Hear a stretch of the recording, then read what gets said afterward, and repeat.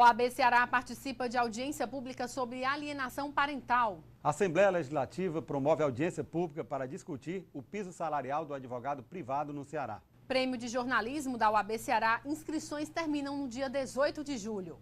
Nesta edição, você confere uma entrevista com o advogado especialista em direito eleitoral, Djalma Pinto, sobre reforma política.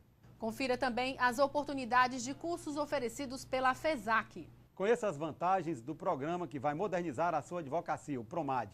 Confira ainda imagens de eventos da ordem na capital e no interior do estado no quadro OAB em Foto. Tem ainda as dicas de concursos com inscrições abertas em todo o Brasil. Chegou a hora de você ficar informado sobre as notícias do Judiciário Brasileiro e da OAB. No programa OAB na TV Mundo Jurídico, que está começando.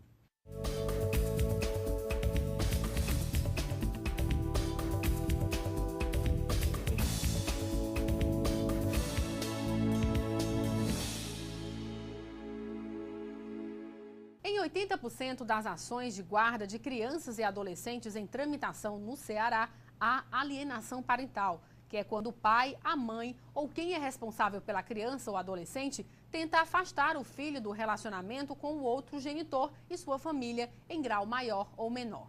Para discutir essa problemática, a Assembleia Legislativa realizou na tarde desta segunda-feira uma audiência pública. Vamos conferir na reportagem da TV Assembleia. O problema atinge muitos casais que se separam. Os casos mais comuns da síndrome da alienação parental acontecem no momento da separação, quando um dos genitores tenta se vingar do antigo parceiro. Situação que pode prejudicar o desenvolvimento dos filhos. Para discutir o assunto, a Comissão da Infância da Assembleia realizou nesta segunda-feira uma audiência pública solicitada pela deputada Beth Rose. Como prevenir esses danos psicológicos, né, das crianças e adolescentes quando são acometidos por alienação parental, né, que são agressões psicológicas, quando um dos genitores difama para abalar o psicológico da criança. Então, foram sugestões também de seminários, né, para poder falar e dar maior conhecimento à população do que é alienação parental. A Ordem dos Advogados do Brasil participou da audiência. A entidade trabalha para que o problema da alienação parental não comece nas petições enviadas às varas de família. O advogado tem um papel fundamental, porque é ele quem provoca o judiciário. E o linguajar das petições, normalmente, ele é carregado na tinta, no rancor. Isso é uma praxe na advocacia.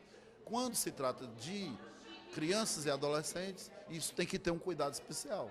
Precisa ser evitado. O presidente da OAB falou da importância de se discutir este assunto, que possui uma legislação recente para que o problema possa ser evitado. A gente tem que ter muito cuidado com isso. A OAB está atenta, a legislação é nova, mas deve ser debatida, aprofundada. A audiência pública provou isso hoje, permitindo que a sociedade como um todo venha entender melhor esse tema e jamais permitir que as relações conjugais, pessoais, de homem e mulher, na relação afetiva, interfira na relação de pato-poder ou de mato-poder na relação pai e filho.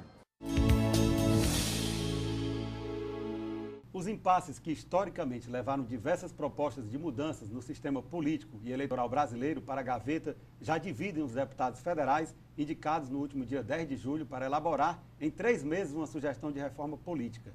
Para falar sobre este importante tema, nós recebemos agora em nosso estúdio o advogado especialista em direito eleitoral, Dr. Djalma Pinto. Dr. Djalma, é um prazer tê-lo novamente aqui conosco no estúdio. Prazer é todo meu, uma honra estar aqui. Dr. Djalma, inicialmente eu gostaria que o senhor fizesse aqui uma breve análise sobre estas manifestações populares, digamos assim, que ganhou o Brasil como um todo. O senhor acredita que essas manifestações elas são responsáveis pela pressa do governo em realizar uma reforma política? Essas manifestações, elas têm uma peculiaridade. Pela primeira vez na história da República, o povo espontaneamente foi às ruas para exigir retificações na postura da condução do Estado brasileiro. Porque a própria proclamação da República, o povo, segundo os historiadores, José Murilo de Carvalho, por exemplo, tem um livro, Os Bestializados. O povo não sabia nem do que se tratava, pensava que era uma parada militar. Mas se percebe que essas manifestações de junho, elas tiveram uma característica da espontaneidade. o povo afastou os políticos das manifestações, querendo, em última análise, o quê? Uma retificação nesse modelo patrimonialista que historicamente está sedimentado na sociedade brasileira. O cidadão é eleito ou o cidadão exerce qualquer cargo no poder para extrair proveito pessoal. O cidadão foi à rua dizer um basta. Nós precisamos ter uma mudança de mentalidade. Nós precisamos retificar a postura dos agentes do Estado. Aqueles que atuam em nome do cidadão, aqueles que exercem função pública, devem ter o único compromisso de servir a coletividade. Agora, o que precisa? Precisa, em primeiro lugar, educar o homem para exercer o poder. Segundo, aplicar a sanção, destituindo da função em todos os níveis, legislativo, executivo e judiciário, retirando, extirpando, saindo, colocando para fora do poder aquelas pessoas que atuam com desvio de finalidade, que cometem ilícitos em detrimento do interesse público. Essa é a grande advertência, a grande reivindicação do povo nas ruas. O povo quer muito mais do que uma reforma política, como o senhor muito bem falou. O povo quer uma mudança de postura, sim. O senhor acredita que é possível essa mudança de postura e em quantos anos ou em quantas décadas isso iria ocorrer? Olha, a Revolução Francesa ocorreu porque o povo estava sem pão e estava descontente com o gerenciamento do Estado. Quando o povo vai para a rua na forma como foi no Brasil, espontaneamente, sem ser manipulado, significa que ele está com a sua paciência já muito encurtada. Então, é preciso que haja sensibilidade daqueles que estão comandando a sociedade e a nação brasileira para que encontrem mecanismos dentro da ordem constitucional para a satisfação desse grande anseio do povo. Por quê? Porque isso pode gerar consequências imprevisíveis. Porque o cidadão não se sente representado. O cidadão está demonstrando sua antipatia com a classe política. Isso é o fim da democracia.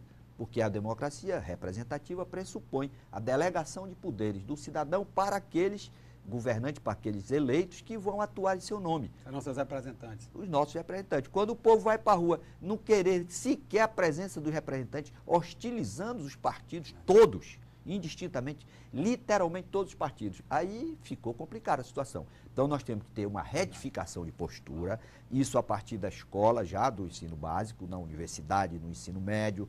Temos que ter as sanções que o povo demonstrou inconformidade, o cidadão está denunciado, está condenado e atuando em nome do povo. Qual é essa legitimidade? Como é que pode uma instituição se impor, se manter, sem a credibilidade daqueles que conduzem, que são responsáveis pela condução do seu destino? Esse é o problema que o Brasil, os sociólogos, antropólogos, psicólogos, é um problema que toda a nação tem que se debruçar para encontrar um caminho. Nós temos uma novidade na realidade da nossa história, na realidade da nossa sociedade. O povo está descontente com essa situação e expressou de forma inequívoca e de forma até certo ponto grave nas ruas, e a situação não pode permanecer como está. Doutor Djalma, vamos mergulhar agora em pontos mais específicos da reforma política. O senhor é a favor do financiamento público de campanha? O senhor acha que deve ser especificamente com recursos públicos o financiamento de campanha? Olha, o financiamento público de campanha, ele tem um pressuposto que eu acho que tem que ser discutido com a sociedade. Vai financiar a candidatura de Maluf com dinheiro público, de Jader Barbalho, de Renan Calheiros e daqueles que estão denunciados perante o Supremo Tribunal Federal? Então, me parece que a primeira premissa para discutir o financiamento público é criar uma norma prevendo a inelegibilidade daqueles que estejam denunciados perante a justiça. Por quê? O cidadão que está denunciado praticou um crime, está denunciado pela prática de um crime. Como é que é possível alguém falar em nome do povo, conduzir o dinheiro do Estado, conduzir o destino das gerações, sendo uma pessoa sem reputação ilibada, sem vida pregressa compatível com a magnitude da representação popular? Então, me parece que temos que, antes de discutir essa questão, dizer quem são os que serão financiados. Aí o povo poderá ter motivação. Por exemplo, imagine na África do Sul, Nelson Mandela sendo candidato. Quem é que não tem prazer de dar dinheiro para a campanha dele? Esse é o problema, que nós temos que ter pessoas que tenham credenciais para serem financiadas.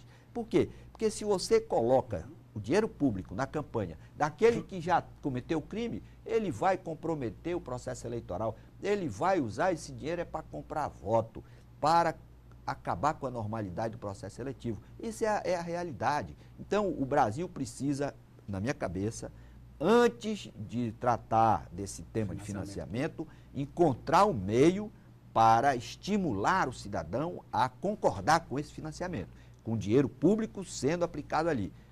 Agora, por exemplo, também podemos adotar uma providência muito importante, seria a redução do custo da campanha. Por exemplo, o programa eleitoral em bloco ser feito sem cenas externas. Certo. Isso reduziria o custo da campanha. Com certeza. Outra providência, proibir a doação daqueles que estão prestando serviço ao Estado. Por quê? Porque até a própria lei de improbidade, no artigo 9º, ela prevê isso, que se você recebe favores ou dinheiros ou bens daquela pessoa que tem interesse lá naquela ação que você está praticando como agente do Estado, fica em improbidade. Então, o cidadão está fazendo a obra, se ele não fizer a doação, ele não vai receber a contrapartida do seu serviço. Aí é claro que ele vai maximizar a doação para extrair proveito pessoal. Então, isso precisa também ser avaliado. Acho que isso podia ser objeto de um inciso, de uma pequena alteraçãozinha na Lei 9504. Aí nós baratearíamos o custo da campanha e garantiríamos a igualdade. Outro ponto também seria você não permitir a própria reeleição. Eu ia tocar nesse ponto agora, que a mola mestre da democracia é a alternância no poder. O senhor, então, é a favor de que não seja mais permitida a reeleição para mandatos no Executivo? Olha, o direito ele tem que ser produzido com base na realidade da vida social onde ele tem vigência. Então, o que é que se percebe? A reeleição, ela existe nos Estados Unidos, com uma diferença. Quando foi introduzida a reeleição nos Estados Unidos, o presidente de então, ele não participou da disputa. O que é que se nota no Brasil? É o uso da máquina, ostensivamente, em detrimento da igualdade. Então, se o Brasil ainda não tem maturidade para vivenciar uma eleição respeitando a igualdade, a normalidade do processo eleitoral, me parece que não é apropriada a persistência da reeleição. Eu digo, por exemplo, o programa do Bolsa Família. Você está no primeiro ano, segundo ano, paga 4 bilhões de reais, desembolsa 4 bilhões. Quando chega no ano da eleição, você eleva para 8, 10 bilhões de reais. O que é isso? Desvio de finalidade, abuso do poder político, compra de voto institucionalizada. Então, significa o que? Uma imaturidade para vivenciar a democracia que pressupõe a igualdade na disputa, a equivalência de armas, ou todas as condições para que as pessoas possam disputar em igualdade de condições. Um ponto bastante polêmico da reforma política diz respeito a qual sistema eleitoral deve ser adotado para o Legislativo. Qual a sua visão sobre o sistema eleitoral? Olha, você tem, eu acho que deve ser o sistema proporcional. Você garante as minorias no parlamento, mas com pequenas também alterações. Por exemplo, o candidato mais votado na eleição para deputado foi o Rosendo, né? Teve mais votos entre todos, não foi eleito. Isso é uma aberração, o que significa que o povo não está bem representado. Então, me parece que nós temos que também fazer uma pequena alteração para garantir essas presenças no parlamento daquelas pessoas que efetivamente foram alçadas à condição de representantes do povo. E também o problema da coligação. Qual é o objetivo da coligação? Garantir tempo no programa eleitoral, em última análise. E aí vai a negociação, vai haver o quê? O patrimonialismo. O cidadão, porque o partido dele tem um determinado número de deputados na Câmara Federal, aí ele tem uma quantidade maior de tempo, e porque o outro tem menos deputados. Isso também precisa ser examinado para garantir a igualdade da disputa. Que a coligação vai ser motivada por conta desse tempo. Não é porque existe uma ideologia. Afinidade. Absolutamente não. Então o senhor é contrário à coligação? Eu acredito que na realidade brasileira também a coligação deve ser extinta. Porque ela serve para distorções, para esse patrimonialismo mais exacerbado. Por exemplo, agora mesmo o ex-presidente Collor de Mello já está interferindo na nomeação de diretores de uma empresa lá da Petrobras. O ministro das Minas e Energia, que não entende absolutamente nada da sua área, porque tem compromisso político e tal, quer dizer, a nação fica prejudicada, a eficiência do serviço público fica comprometida por conta dessas negociações para a construção de maiorias eventuais no parlamento. Então, essa governabilidade que o Brasil adota também precisa ser revista para garantir a eficiência e não a priorização do interesse daquele que foi alçado à condição de representante do povo. Doutor Djalma, o nosso tempo já está bastante avançado, mas eu gostaria de ouvir a sua opinião sobre 2 pontos que eu reputo também fundamentais. A suplência no Senado e a questão do voto secreto no Congresso Nacional. Suplência no Senado é uma excrescência. Como é possível alguém produzir uma lei sem ser votado? Não recebeu nem o voto da mãe. Como é possível? Isso não existe na lógica da democracia como governo do povo, pelo povo e para o povo. Então, o Brasil precisa abolir essa ideia do senador, suplente senador, porque ainda tem outra excrescência. O titular, que é o votado, vai exercer um cargo no Poder Executivo, que também é outra aberração. Ele foi votado para ser fiscal. A finalidade do Poder Legislativo é fiscalizar os atos do Poder Executivo e produzir as leis. Aí o cidadão recebe uma votação expressiva para exercer essa função, no outro dia ele sai, já vai exercer o cargo no Poder Executivo. Então fica coagindo o presidente pela via do legislativo, porque ele não pode sair, porque ele tirou apoio. Isso é o quê? Isso é uma verdadeira extorsão que a democracia não pode pactuar. O segundo ponto, qual era o voto secreto. O voto secreto nas deliberações de processos por falta de decoro. Diante da realidade brasileira, eu acredito que essa providência seja inadiável para haver uma depuração. Por quê? Porque quem está representando o povo se situa numa posição de superioridade em relação aos demais cidadãos. Então ele tem que ser um verdadeiro educador, tem que dar bom exemplo. E só se justifica a presença de alguém no exercício de função pública se for enquanto estiver comprometido com a causa coletiva, enquanto estiver praticando ações lícitas. Por quê? Porque o lugar de delinquentes, a sociedade precisa ficar muito bem esclarecida sobre esse ponto. Lugar de delinquente não pode ser no parlamento, não pode ser no exercício de função pública. O lugar que a lei prevê assegurar ampla defesa para qualquer delinquente que comete crime grave contra a harmonia da sociedade é a penitenciária. Doutor Djalma, infelizmente nós estamos chegando ao final do programa. O AB na TV Mundo Jurídico agradece as suas brilhantes informações e abre espaço para as suas considerações finais. O povo brasileiro ele está exigindo retificações de conduta em relação aos agentes do Estado e providências pequenas para que nós tenhamos realmente uma democracia que assegure igualdade. Nós temos que investir na educação do ensino básico. Sem isso, nós teremos mais violência, mais corrupção e mais desperdício do dinheiro público. Temos que preparar o homem para exercer o poder, para ser como Nelson Mandela, que provoque entusiasmo e vibração nas gerações pelos seus bons exemplos. Ivelise Maia. Na próxima terça-feira, dia 23 de julho, o presidente da OAB Ceará, Valdetário Andrade Monteiro, participa de uma audiência pública sobre a reforma política, com o presidente do Conselho Federal, Marcos Vinícius Furtado Coelho, na sede da FESAC. Vamos agora ao quadro A Palavra do Presidente, com o advogado Valdetário Andrade Monteiro, presidente da Ordem dos Advogados do Brasil, Seção Ceará.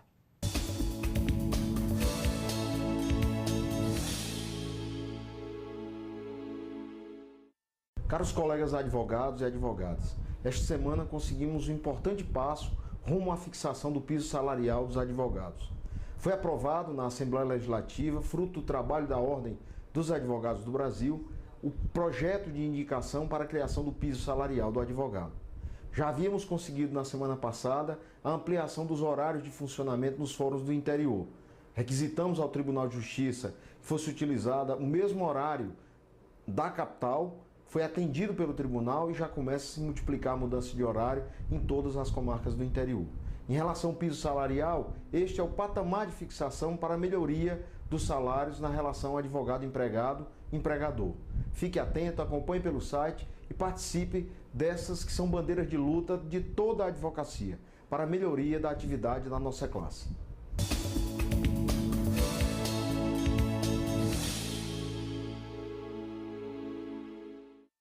As inscrições para a primeira edição do Prêmio de Jornalismo Luiz Cruz de Vasconcelos estão abertas até esta quinta-feira, 18 de julho.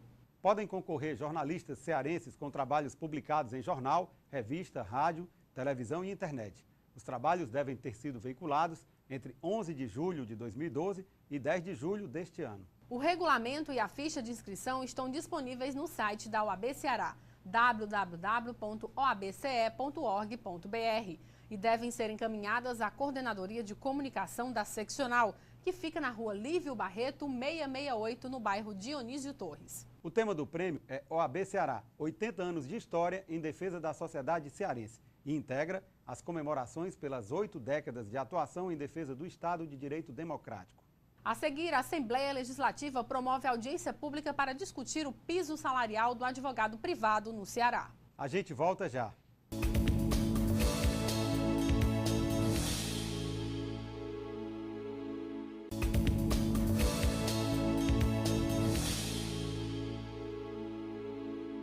A Assembleia Legislativa promoveu no dia 9 de julho uma audiência pública para discutir o projeto de lei número 6 de 2013, que trata sobre o piso salarial do advogado privado no estado do Ceará. Dada a relevância do tema, o evento registrou uma massiva adesão da classe, com representantes da advocacia, da capital e do interior cearense. Reconhecer que a atividade de advocacia é essencial à administração da justiça, como diz a nossa Constituição Federal. Em segundo momento, é reconhecer também a dignidade desta função tão antiga na civilização, que é a função de patrocinar interesses de outros. Então, o advogado é esse profissional que tem um munus social dentro do seu ministério privado. Então, reconhecer a existência de um piso, ou seja, um mínimo para que o advogado seja remunerado no exercício da sua profissão, é algo de extrema importância, porque valoriza a profissão, valoriza o seu trabalho, confere dignidade ao seu exercício ministerial, à sua profissão, e vai beneficiar notadamente aqueles que estão egressos das faculdades, né? O jovem advogado, que é o que é mais vilipendiado no exercício da advocacia, porque sai da faculdade à busca do seu primeiro emprego e não é raro encontrar contratos que não tenham um mínimo de correspondência no que diz respeito à questão financeira, naquilo que ele desenvolve. Então, é algo extremamente necessário. A OAB faz esse enfrentamento, a exemplo de outras seccionais do nosso país, e eu tenho certeza de que o poder público se sensibiliza com esta causa, que é uma causa nobre para toda a sociedade. Esta iniciativa louvável da OAB Jovem, da Comissão de Apoio ao Advogado, ela é de fundamental importância, porque ela está entre os pilares da valorização da advocacia e do advogado. Nós estamos num debate de altíssimo nível, onde essas ideias e essas questões estão vindo à tona sob todos os ângulos, inclusive do ângulo do advogado que milita no interior, do advogado que serve às prefeituras, do advogado que serve aos grandes escritórios e é pessimamente remunerado, de forma que tudo isso vem à baila hoje e numa profícua discussão que só engrandece a nossa advocacia, a nossa Ordem dos Advogados do Brasil e a nossa gestão que aqui está. Gostaria de frisar, inclusive, também que esta iniciativa contempla um dos propósitos primordiais da Comissão de Apoio ao Advogado, que é justamente fixar e firmar essa luta incessante contra a desvalorização que se pretende desenvolver contra a remuneração, contra os prestimônios, os honorários do profissional da advocacia. A importância do piso é justamente para permitir que o advogado, o recém-formado, o que tenha mais anos ou muitos anos, ele possa pelo menos ter as condições financeiras para se vestir bem, para comprar livros, para fazer fazer assinaturas eletrônicas, por exemplo, adicor, jurisprudências, porque do jeito que está hoje, sem piso, você ganha o quê? R$800 numa prefeitura, R$1.000, aí a família para sustentar. Então, a gente está aqui para apoiar essa iniciativa aí do deputado Sérgio Aguiar, que é uma reivindicação também, né, do doutor Valdetário Alencar, presidente da OAB, que a gente parabeniza, também do sindicato, aí, doutor Edson Santana, e dizer que nós não podemos deixar de apoiar uma ideia dessa, como eu disse, uma proposta dessa, que eu vim lá de Canindé, representando os advogados de Madalena, Canindé, Itatira, Caridade, Paramoti, a região toda, General Sampaio. Por quê? Porque nós estamos vendo os advogados tendo aviltados nos seus direitos. Como é que eu trabalho e não recebo o suficiente ou condizente para tantos anos de pestanas queimadas, a prova da OAB dificílima, você tem que estudar, comprar livros e depois você vai viver o quê? Eu conheço lá advogados que estão trabalhando em cartórios, advogados que estão trabalhando em comércios, né? Por quê? Porque não estão conseguindo receber o salário digno para exercer sua profissão. O projeto de lei discutido na audiência é de iniciativa do deputado estadual Sérgio Aguiar, atendendo a uma solicitação da OAB Ceará, que encaminhou, em 2012, uma proposta inicial por meio do presidente Valdetário Andrade Monteiro. A proposta estabelece o salário de R$ 2.150 para advogados privados, cumprindo uma jornada de trabalho de 4 horas diárias. Tanto o parlamentar quanto a diretoria da OAB Ceará concordam que a medida tem o objetivo de valorizar o trabalho dos advogados em todo o estado, fixando um referencial mínimo de pagamento a ser praticado pelo mercado. Vai criarmos aqui o piso para principalmente o jovem advogado, nesse valor de R$ 2.150, para que se possa daí estabelecer uma condição mínima necessária para que se possam trabalhar e terem a devida remuneração mínima pelo que trabalham os nossos advogados no estado do Ceará. Essa é a intenção, que aqui agora iremos transformar num projeto de indicação devido ao visto de iniciativa, mas iremos propor aí para que o governo do estado possa encampar essa ideia e disciplinar essa matéria a nível de advogados privados no estado do Ceará. É uma garantia importante, né? Uma garantia, se Deus quiser, se fará através de lei, né? Que vincula aí tanto a administração pública quanto os escritórios particulares, né? Importante para a categoria, né? O advogado ele tem uma função importante dentro da sociedade, tem um munus público, não é importante, né? Você vê que a atividade do advogado e a OAB, eles aparecem várias vezes na Constituição, é a única profissão, né, que tem essa conotação aí de estar dentro da Constituição, e é uma questão dessa natureza diz respeito a que a advocacia ela é um exercício de representação de interesses e de direitos das pessoas, né? Então há que se garantir ao advogado, né, a dignidade, né, de proventos, né, de honorários compatíveis, né, com a importância e com o trabalho que é desenvolvido pelo advogado. O advogado, por vocação, ele tem que ser um guerreiro, porque você enfrentar essa justiça, né, você enfrentar o dia a dia da advocacia, da demora para você conseguir êxito, às vezes, num processo. Isso tudo, há outras dificuldades que fazem parte da profissão e de outras também, né? Merece essa garantia legal, merece esse piso mínimo, né? Merece esse mínimo legal para que a gente possa exercer a atividade, né? Para que a atividade seja valorizada, não é? Mais uma vez, por ser tão importante, não é? Para o exercício da cidadania. O valor defendido pela OAB Ceará está situado num patamar acima do que é praticado em outras regiões do país. A expectativa é de que a proposta seja aprovada em breve. Atualmente, o projeto está tramitando na Comissão de Constituição, Justiça e Redação da Assembleia Legislativa. A Associação dos Jovens Advogados de Fortaleza e Região Metropolitana, Haja Forte, tem desenvolvido uma série de ações no sentido de facilitar o dia a dia dos jovens advogados. Para falar sobre investimentos e qualificação profissional e parcerias com instituições de ensino, dentre outras iniciativas desenvolvidas pela entidade, nós conversamos agora com o diretor de eventos da Haja Forte, Dr. Sávio Azevedo. Dr. Sávio, é um prazer tê-lo aqui novamente conosco.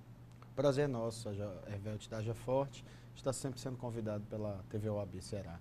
Dr. Sávio, inicialmente eu gostaria que o senhor explicasse, falasse para os nossos telespectadores um pouco sobre esta iniciativa da entidade, que inclusive é inédita, de realizar um ciclo de palestras para os jovens advogados. Bom, Evelto, vendo a necessidade do jovem advogado de buscar novas qualificações constantemente, a gente busca inaugurar agora em setembro, junto com outro evento, que daqui a pouco a gente fala um pouquinho dele, um ciclo de palestras constante. Pelo menos uma vez por mês a gente fazer um ciclo de palestras, uma palestra inédita, com a palestra dos próprios jovens advogados, um ciclo de debates, de conversa, buscando a troca de experiências e a qualificação constante do jovem advogado de Fortaleza e região metropolitana. Este evento ele envolverá também os advogados mais experientes? Sim, sem dúvida, sem dúvida. É um evento realizado pela Associação dos Jovens Advogados, mas a gente busca envolver toda a classe. Conta com a parceria da OAB Ceará? Sem dúvida, sem dúvida. O senhor falou que também a entidade já está se preparando para o primeiro encontro Norte e Nordeste dos Jovens Advogados. E será o segundo encontro cearense dos jovens advogados. O senhor poderia falar um pouco sobre esses dois importantes eventos? Isso, Alberto. A gente está organizando agora para meados de setembro, no mais tardar início de outubro desse ano, um ciclo de palestras do Encontro Norte e Nordeste de Jovens Advogados, né, buscando temas atuais voltados para a carreira jurídica, para a advocacia.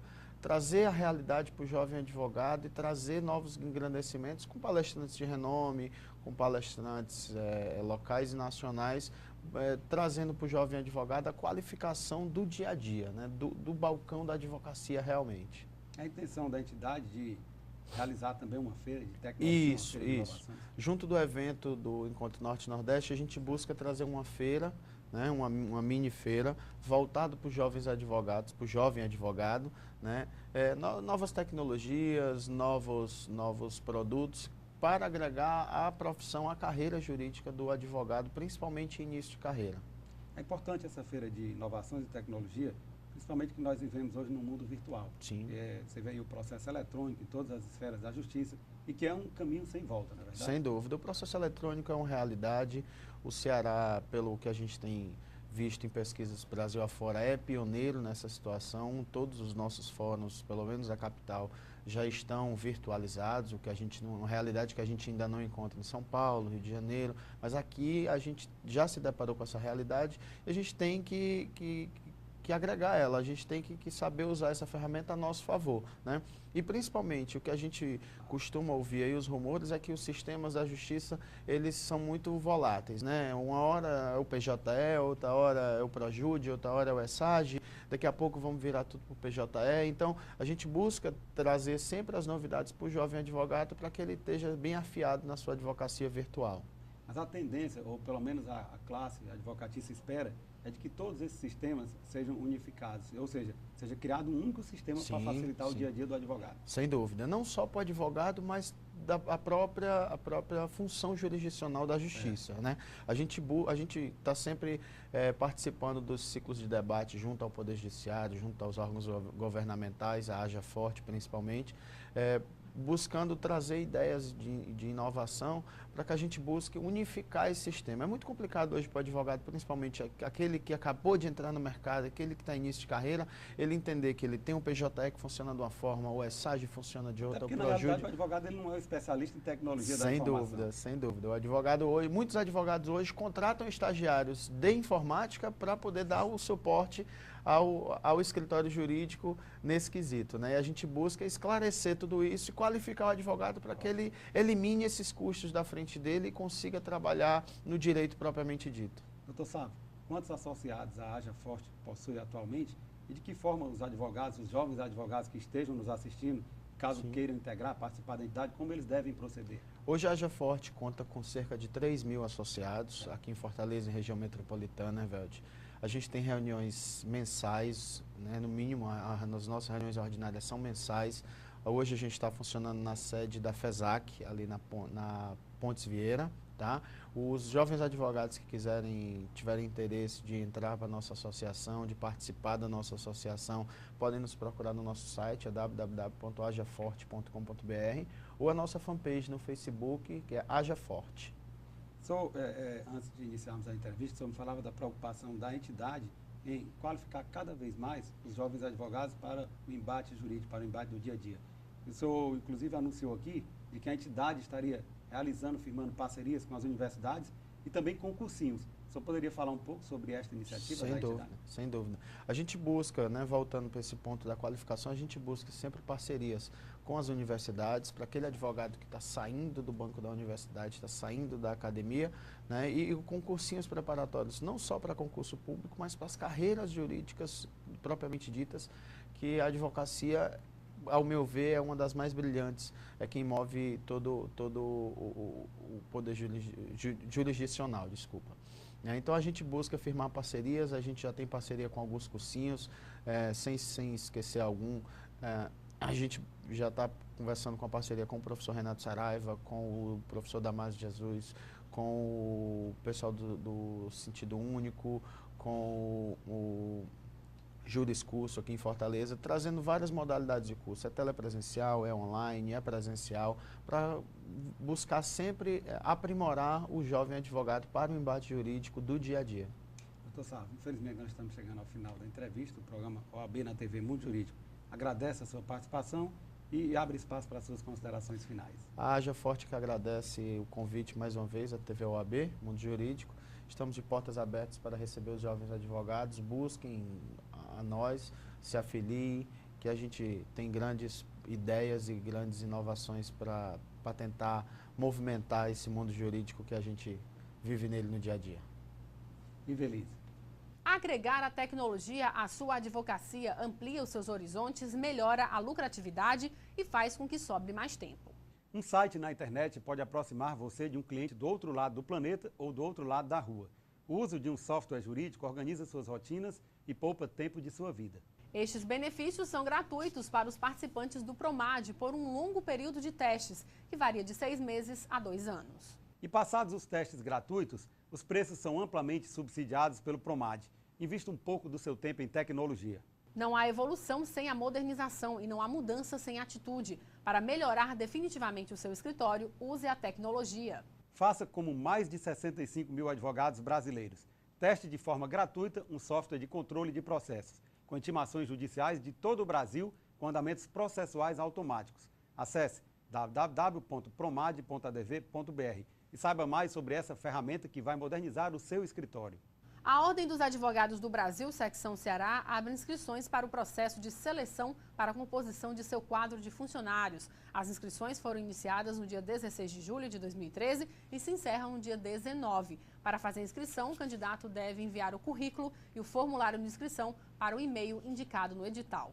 E o programa OAB na TV Mundo Jurídico traz para você agora as oportunidades de cursos oferecidos pela FESAC. Confira. Curso de Processo Civil, Procedimento Ordinário na Prática, nos dias 24 e 25 de julho de 2013, das 19 às 22 horas, com 6 horas aula. Local na FESAC, Avenida Pontes Vieira, número 2666, no Dionísio Torres. O investimento para graduados é R$ 80 e para graduando, R$ 50.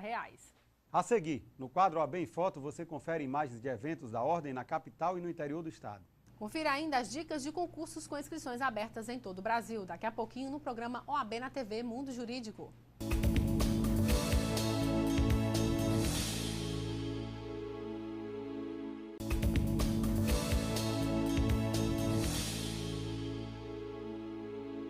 A Previdência Complementar fechada no Brasil vem crescendo a cada ano. O brasileiro percebeu que é preciso pensar no futuro, poupar hoje para ter qualidade de vida amanhã. Essas pessoas, quando tiverem tempo, terão também dinheiro para desfrutar bons momentos. Na prática, os planos de previdência complementar funcionam como uma poupança. É um investimento de longo prazo e uma forma de investir bem flexível e transparente, em que você pode acompanhar, através de extratos, a rentabilidade dos seus investimentos. Formar uma reserva financeira para realizar um sonho e planejar uma aposentadoria segura a longo prazo, além de uma renda para o caso de invalidez e uma pensão paga aos seus beneficiários caso ocorra alguma fatalidade. Estes são os principais objetivos de quem já aderiu ao Plano de Benefícios Previdenciários do advogado, OAB Prev Ceará. Não perca tempo, faça já o seu plano de previdência complementar e garanta o seu futuro. Mais informações no telefone 3464-3991. E agora chegou a hora de você conferir as dicas dos principais concursos com inscrições abertas em todo o Brasil, na agenda que o programa OAB na TV Mundo Jurídico preparou para você. Tribunal Regional Federal da Primeira Região, inscrições até 15 de agosto. Ministério do Trabalho e Emprego, inscrições até 29 de julho.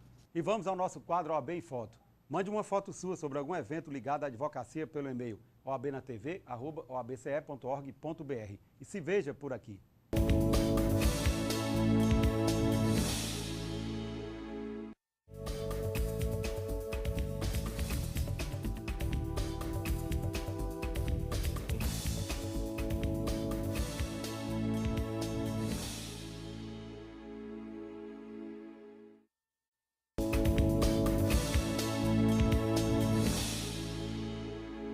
O programa OAB na TV Mundo Jurídico de hoje termina aqui. Lembrando a você que nos acompanha que o programa é transmitido na TV Fortaleza, canal 61.4, às quartas-feiras, às 7 da noite, com reprise às quintas, às 7 da manhã e aos sábados, às 13 horas. Já na TV O Povo, canal 48, o programa é exibido às quartas-feiras, às 23 horas, com reprise às sextas, às 11 da manhã, sábados, às 22h45 e aos domingos, às 11h15 da manhã. Assista também pelo site da OAB Ceará. Aqui você fica informado sobre as atividades da Ordem dos Advogados do Brasil, secção Ceará, e as ações desenvolvidas em apoio aos advogados e à população do nosso estado. Caso você queira enviar sugestões, é só mandar um e-mail para a gente. Anote aí, oabnatv@oabce.org.br ou através do Twitter, @OABCE. Obrigada pela companhia e a gente se vê na semana que vem. Até lá!